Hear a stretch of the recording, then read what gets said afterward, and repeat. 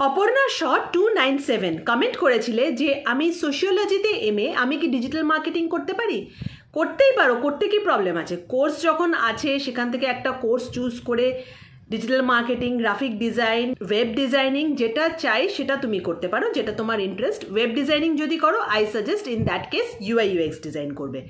But যেটা আমার বলার সেটা হচ্ছে যে দেখো, যে কোনো ফিল্ডের মতোই কিন্তু ডিজিটাল মার্কেটিং, ওয়েব ডিজাইন এই ফিল্ডেও প্রচুর কম্পিটিশন আছে।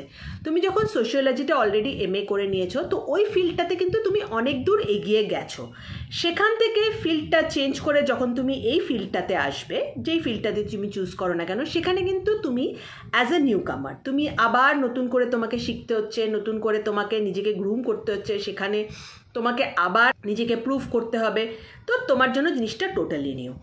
সো শুধু এইটা দেখে যে এই ফিল্ডটা খুব আপকামিং, ট্রেন্ড করে সবসময় ইন্টারনেটে, সবাই বলতে থাকে অল ওভার ইন্টারনেট যে এখানে নাকি প্রচুর পয়সা ইনকাম করা যায়, এটার জন্য এই ফিল্ডে এসো না। আসলে কিন্তু কোনো লাভ হবে না। হ্যাঁ, যদি জেনুইনলি ইন্টারেস্টেড হও, ডেফিনেটলি সবাই এই ফিল্ডে আসতে পারে।